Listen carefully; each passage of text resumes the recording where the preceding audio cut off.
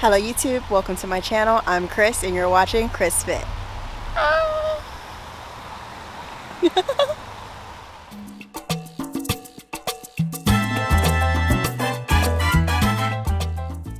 Hello YouTube, welcome back to my channel, Chrys Fit. I'm Chris and you're watching my journey to get fit. Initially, it was a journey to losing 50 pounds, but unfortunately after last week's weigh-in, I realized that I'm about 4 pounds over what I thought I was. So it's now my journey to lose 54 pounds. But that's okay, it's a start. We all have to get started somewhere. The key and the most important thing is just to get started. So I think everyone who's watched my videos, I think everyone who's liked, I think everyone who subscribed. If you haven't already, please subscribe, please like, please join in on my journey. Help to motivate me as I help to hopefully motivate others, because it's really important to create a positive environment. That helps us get to where we're gonna go. And it's always good to know that we're not the only ones out there that's struggling or that's successful or that's doing it in general. So I just want to create that environment of letting everyone know that there's others out there that are trying to lose weight and that we can all motivate each other and hopefully help each other get there. Last week I did my weigh-in. This week I want to do some measurements. As I spoke about last week, sometimes I get so caught up on that number on the scale that I can actually get discouraged. And I don't want to get to that point, because another very important part of weight loss is inches. If you're losing inches, then that's what you want to do. You want to lose those inches because that means you're getting smaller. If you're losing weight, it doesn't necessarily mean you're getting smaller. Sometimes you could be losing muscle weight. So if you're gaining weight on the scale, sometimes you think that means you're gaining, but you could actually be gaining muscle weight and losing inches. So both the weight on the scale and measurements can help you determine if you're really moving forward or not. So at the end of this video, I'm going to do some measurements so that way I can hold myself accountable, not only for that number on the scale, but also for those measurements. So let's hope it goes a little bit better than it did last week, and that my measurements are a little bit smaller than my weight was last week, because my weight was up. I hope my measurements are at least lower than what I think they're going to be. I'm not going to tell you what I think they're going to be this time, because then that way if they're higher, I can just have that to myself and just know that that's my starting point. So whatever it is today, that's just going to be where we start. But before we get there, I really would like to share one of the ways I'm using to motivate myself, and one of the ways I'm using to keep myself accountable outside of my YouTube venue is my wonderful cork board here. I'm actually extremely proud of this because I created this myself. I did not buy this in stores. I went to my local market and I purchased the fabric, I purchased ribbons and all these little buttons and sayings, and I actually spent the time putting this together, and it actually makes me very motivated, because knowing that I did this, it makes me want to actually use it for what its purpose is, and its purpose is to help me meet my weight loss goal. So I'm very excited about it, and it's pretty, so of course I want to look at it every day. If you're going to write down your weight loss goals, you want to put it somewhere that you're actually going to look every day, and this is on my side of the bed that I get out of every day, so I'm looking at it. On here I added a calendar. On the calendar I write down what calories I ate, I write down what workouts I did, and of course I mark each day off, and sometimes I'll check or X if I met what I want to do for those days. On the right hand side here I put how many times I want to work out a week. Sometimes I put motivational quotes, I put things that I need to do to meet my goal. So this side just kind of helps me see the big picture of what all I'm trying to do, whereas at the bottom I put what I want to do for each day of the week. I try to keep it pretty consistent for the week, that way it doesn't get too confusing, but I know sometimes we all get bogged down with all the things that we have to do in life. We have our family, we have work, we have workouts, we have friends, we have housework, we have ourselves. We have so much to do that sometimes it can be easy to try to prioritize and say, okay, well, what can I cut out? What do I need to get rid of? And often, I personally, at least for myself, find that I can get rid of working out. I have to do my housework. I have to spend time with my family. Of course, I have to work because that's how I make my living. So, well, okay, I'll get rid of working out. But if we really break down the hours in the day, if we sleep a full 8 hours, which most of us don't, by the way, we should, because sleeping 8 hours a day helps us with our workouts and also helps us with weight loss. But anyway, besides that point, if we sleep a full 8 hours a day, if we work 8 hours a day, that still gives us 8 full hours in a day to ourselves.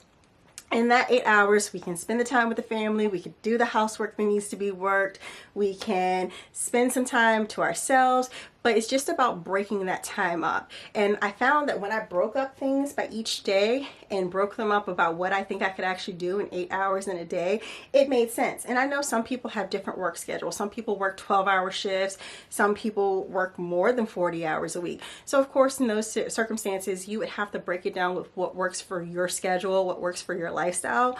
But for me, I can't actually do the kind of 8-hour thing because I do work your typical 40-hour week job. But with this, I was able to realize that I had a lot more time in the day than I thought I did. If I just spend 2 hours a day cleaning and every day I do like a different chore, I found myself being able to get all my housework done throughout the week. If I just want to spend an hour reading or an hour watching a TV show I really like, I was able to do that. And even 2 hours of housework and an hour to myself still left 5 hours in a day. And that time I can spend with family. That time I can do more stuff for myself. That time I can work out, which is the important thing. Even if you just take 20 minutes to an hour each day to do something, keep your body moving, keep burning those calories, keep it going, keep the motivation. Just 15-20 minutes, preferably if you can get more, that's great, but whatever you can get, that's something that's checking you off towards that goal that you want to get to. That's something that's extra, that's some kind of progress. And most of us can find 15 minutes in a day. Most of us probably burn 15 minutes a day looking at our cell phones on Facebook or on YouTube, and please continue to be on YouTube watching my channel, thank you. But on different websites, just perusing. So if you can just take some of that time that you do that and take that 15 minutes and maybe do some sit-ups on the floor, maybe walk up and down your steps at a good pace. If you can just maybe walk around your neighborhood or outside of your home, you could really accomplish a lot in that time. So I find that this board really kind of helps me to see what all I need to get done, to help me break down each day what needs to be done in that day, what I need to do as far as my workouts. And then also what I'm super excited about is on this side, I have kind of a little chart that as I hit those weight goal marks, I start marking up the chart. So eventually I do want to meet the top of that chart, and I want to be able to say I've filled my bar up, and that means that I've met my goal. So visually having this here really helps me see where I want to be. It helps me see what I want to do, and it gives me something to kind of focus on, and that focus really helps my motivation. So I just wanted to share that with everyone because I think that that's the key. You have to write it down. You have to keep yourself accountable. Again, one way I'm keeping accountable is this channel, but also other ways. And even sometimes maybe do like little challenges for yourself. You can write a challenge for your week. If I hit all my goals, then at the end of the week, I can do something fun. Maybe watch an hour instead of a half an hour of a TV show you like, or maybe read for 2 hours if you like to read. But just give yourself some kind of treat or something to work towards, and then just write it all down. So even you can see, okay, well maybe if I meet all my workouts, I can get my hair done. So you know that at the end of a certain amount of time, if you do everything you're supposed to do, you can do that one thing that would really make you happy, whatever that may be for you. So that's all I want to share with you. I wanted to share what I'm using as one of the tools to help lose my weight.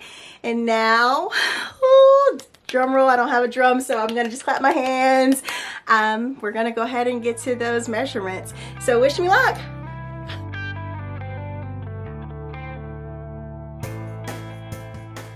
All right, we're at that point where we're going to do our tape measurements. Last week I did my weigh-in. Now we want to get those inches because we want to track both the scale weight and the inch weight so that we can know both sides of how we're doing on our journey. So today I am going to do my neck, I'm going to do my bust area, I'm going to do my waist, which is my really big problem area, and I'm going to do my hips. So let's go ahead and start with the neck.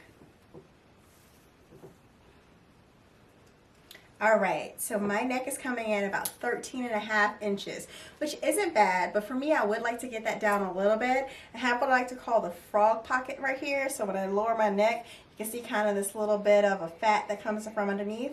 I also have a couple pockets here on the side that I would like to get rid of. So overall, I wouldn't mind getting my neck area down to about 12.75 inches or at the most 13, just to have a little bit of a nicer profile when I hold my neck up. All right, so let's move down to the bust, and I am a little bit of a chestier girl.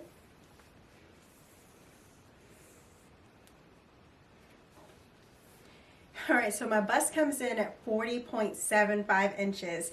I am very curvy overall, and my chest is one of those areas. I don't want to lose my curves. I think there's nothing wrong with being curvy. I'm very proud of my curves, but I could afford to lose a little bit weight in this area too, especially kind of under your arms where you get this nice little fat pocket there. You get a lot of nice little fat pockets right in front of your arms, underneath your shoulder blade, on each side, and then also my back is a little bit wider than I would like it to be. So getting this area down overall would just give me also a nicer profile. So right now I'm at about 40.75. So I would love to get that down to about 36. That would be really nice. So when that summertime comes around and you want to wear your tank tops or you want to wear your swimsuits, you don't have the extra fat pockets that are sitting around this area. So I definitely want to get this down a little bit, but still maintain my curves.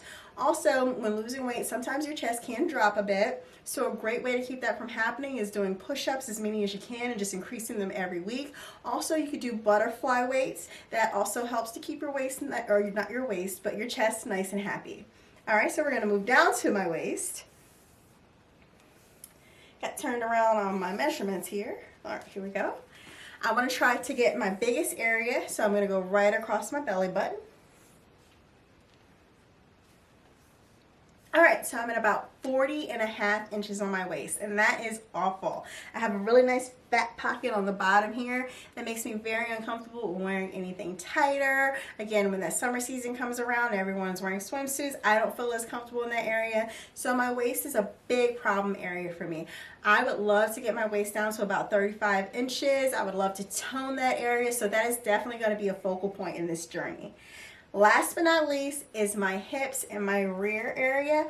If I had to bet money, I would definitely bet that this is going to be the biggest part of my body. So let's see where we are here.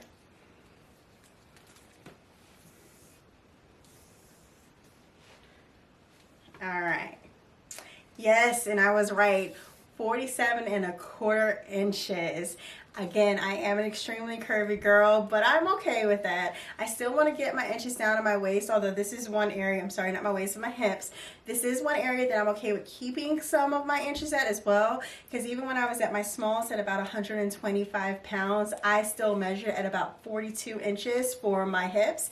So I want to get back there, about 42 inches for my hips, where I'm still curvy, still look good, but not quite as big, and get some of that cellulite down. Well, thank you for joining me today for my measurements, for me showing you my motivation tips and how I track. I thank you for your support. If you have not already, please subscribe, please like, please share any positive comments that you have about your own weight loss journey. I appreciate them all. We want to keep this a positive environment full of motivation. And if you're out there and you're trying to do it, you can do this. I'm going to do this, and we can do it together. Until next time, I'm Chrys Fit. Bye.